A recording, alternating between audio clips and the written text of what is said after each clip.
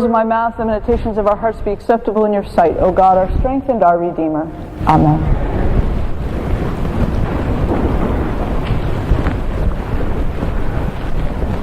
With the exception of the celebration of the Feast of the Transfiguration, during the entire season of Epiphany, we have been reading from the first chapter of Mark's Gospel.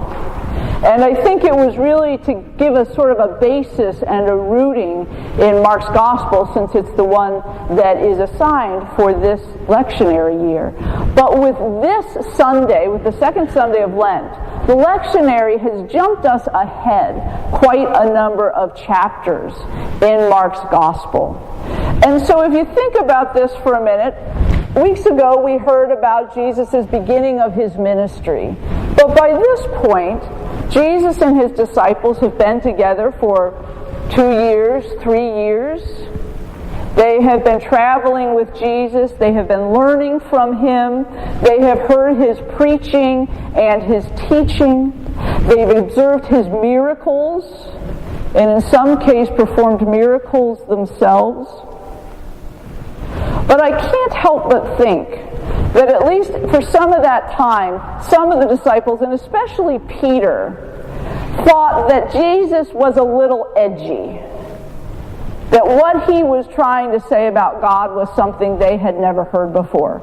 Because remember, they had been raised as good Jews. They were very familiar, could probably recite most of the Torah. They knew the prophetic teachings. And for the most part, the God that is present in that part of the Bible is very much the God of power, the God that's sort of up here making things happen, the God that is unattainable, the God that is certainly not at all human. And so as Jesus has been teaching and preaching, his disciples are like, yeah, Jesus, we get you.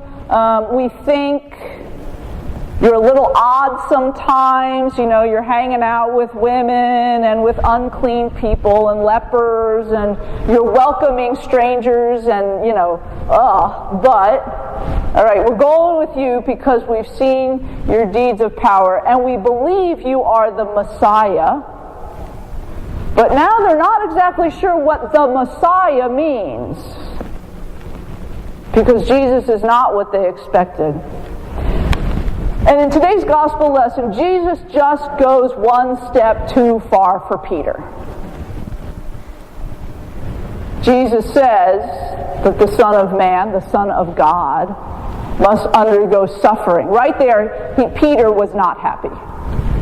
The Son of Man must undergo suffering and be betrayed and be killed. And I think that's really all Peter heard. He missed the last phrase, and be raised from the dead. He got stuck at the suffering and the killing because he got that part. He understood suffering and killing. Raised from the dead, he really just didn't get that part. So he was stuck. And when he heard that the Son of God was to suffer and die, he just could not reconcile that with his understanding of God. God does not suffer and die. God does not feel like a human. God exists up here in power and glory and authority. And so Peter rebukes Jesus, and Jesus pushes back to Peter. And this is a major transition point in the disciples' understanding of who God is, could be, might be, will be for them. To be honest, I think they were just so pushed out of their comfort box of what they knew and thought to be true that they weren't quite sure what to do next with themselves.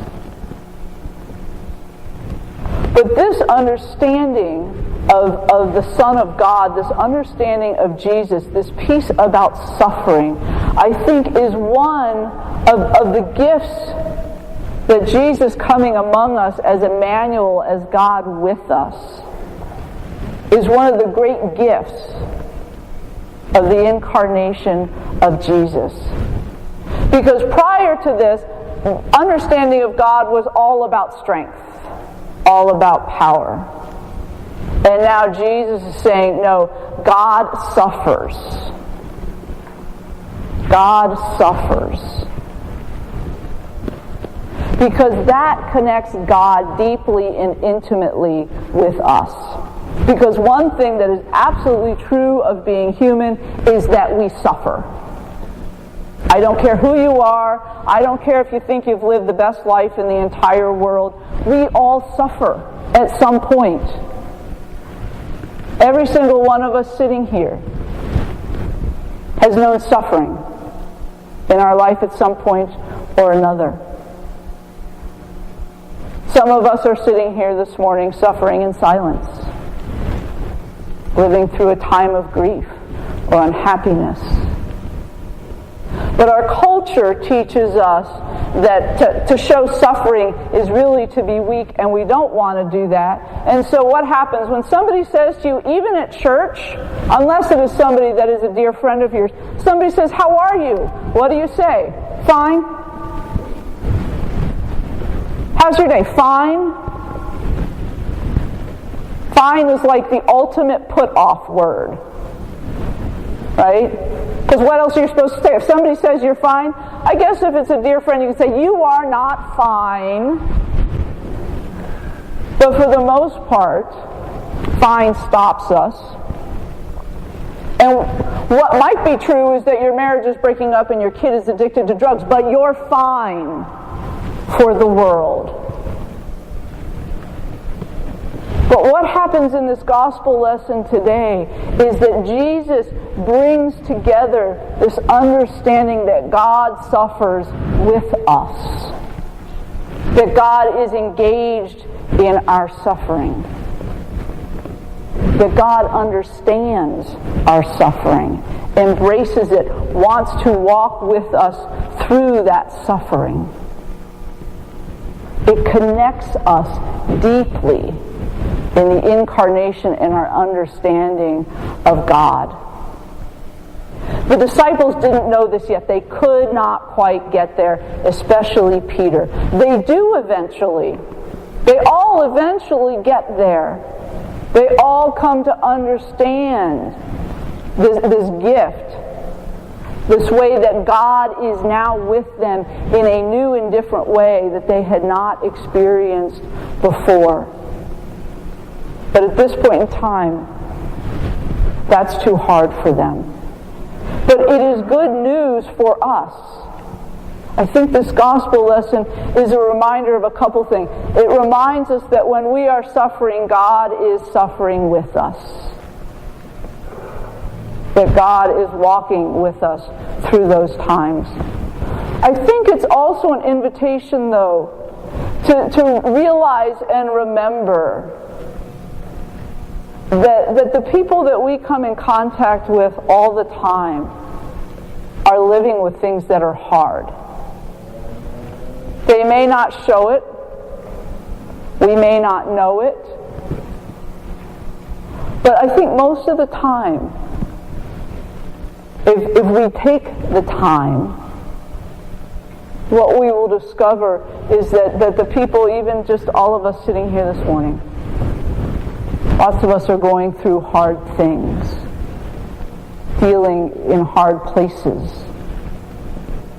And so Jesus is really reminding us, as he was trying to teach his disciples, that God is here, that God is present in the suffering, that the gift of the Messiah is again that deep understanding of what it means to be human. And an invitation to know that God is there. An invitation to cast our suffering on God's mercy.